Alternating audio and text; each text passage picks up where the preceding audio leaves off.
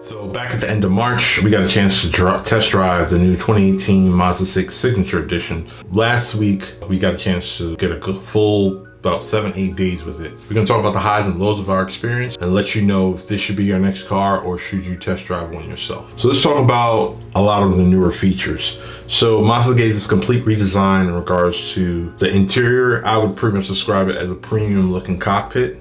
You're encapsulated with a trifecta of Napa leather and trimming comprised of sen wood and suede. The new front seats are made to be more comfortable for longer drives, ventilator cooled, as well as heated seats, by the way. Got the 8-inch display. It's touchscreen, but it's only touchscreen when you're in park.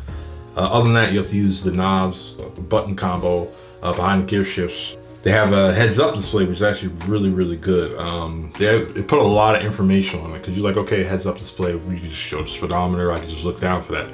But along with your speed, they show the speed limit of the area you're in. Like you'll see a picture of the speed limit sign. Along with, you pull up stop signs, they'll have stop sign icon right there. It'll show you lane departure, along with haptic feedback, steering wheel, and blind spot detection. So a lot of nice touches there. So under the hood is a 2.5 liter 4-cylinder automatic engine with paddle shifters, utilize 6-speed sport mode.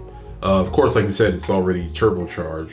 When you need that kick and press down on the pedal, you're definitely gonna get that and hear that turbocharged engine. Of course, giving you a silent ride where you're going 20 miles an hour, 80 miles an hour. Still offers great performance and handling turns and curves like a champ. For those of you who seek the manual engine, you have to settle for the base sport model, with only 187 horsepower. So no turbocharged manual action here. Spec sheet says 250 horsepower, but you'll need to use 93 octane gasoline in order to get that big kick. If not, if you use anything less, you'll get 227 horsepower. So you definitely want to keep that in mind. Now, as far as what I didn't like, there were really just two things. The 8-inch display, the resolution of the display isn't bad, but when you see the front-facing and rear-facing cameras and the 360-degree cameras, it shows grainy image. And I tried to dig in the settings and I didn't find anything to improve it. The second is the legroom in the back. So in the back, you have heated seats, you still got the leather and all that, it still feels good, but it feels like the front is a nice cockpit area, you got a nice huge trunk, and then the back seat. I'd rather them sacrifice a little in the trunk area just so the back row can get a little more room. So would I buy this car? I would buy this car. But if you're a Mazda enthusiast or someone who just loves a great combination of luxury features and performance, definitely check out the new Mazda 6 Signature Edition, which is the fully loaded, maxed out, and a beautiful soul red crystal paint job. So that comes around $37,000 with taxes.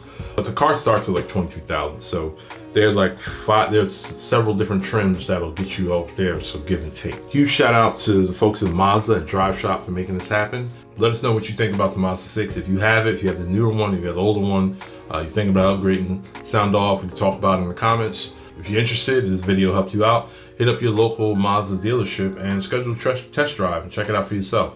So as always, thanks for watching. You could have been anywhere in the world, but you're here with us, and we appreciate it, and see you next video. Peace.